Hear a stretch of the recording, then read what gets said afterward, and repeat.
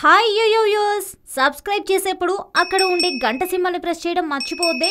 అప్పుడే మీకు any time updates notifications లా వచ్చేస్తాయి. గుర్తుంటుందిగా గంట సింబల్, అదేనండి బెల్.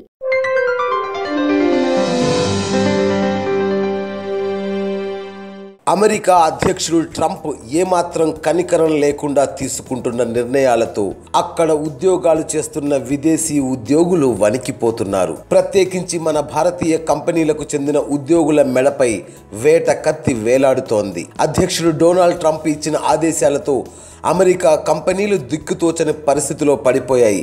తమ వద్ద ఉన్న విదేశీ ఉద్యోగులను తొలగించే పనిలో ఉన్నాయి.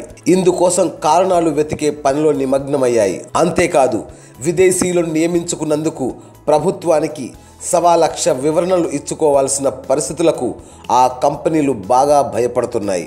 దీంతో విదేశీయులు, అందులో ఎక్కువగా ఉన్న భారతీయులను చిన్న లోపం దొరికినా వదిలించుకునేందుకు ప్రయత్నిస్తున్నాయి.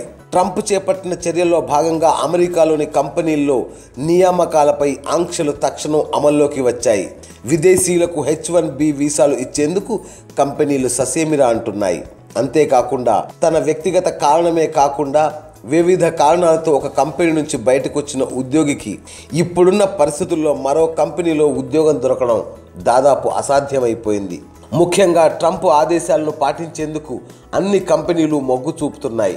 దీంతో విదేశీయులను ఉద్యోగంలోకి తీసుకొని ప్రభుత్వంతో ఎందుకు విరోధం పెంచుకోవాలనే భావనతో కంపెనీ యాజమాన్యాలున్నాయి. మరోవైపు విదేశాల్లో కంపెనీలు పెట్టి అక్కడ నుంచి ప్రాజెక్టులు చేపట్టడాన్ని నిలిపివేయాలని కంపెనీలకు అమెరికా ప్రభుత్వం ఆదేశాలు జారీ చేసింది. దీంతో పలు కంపెనీలు తమ ప్రాజెక్టులను వదిలేసుకుంటున్నాయి.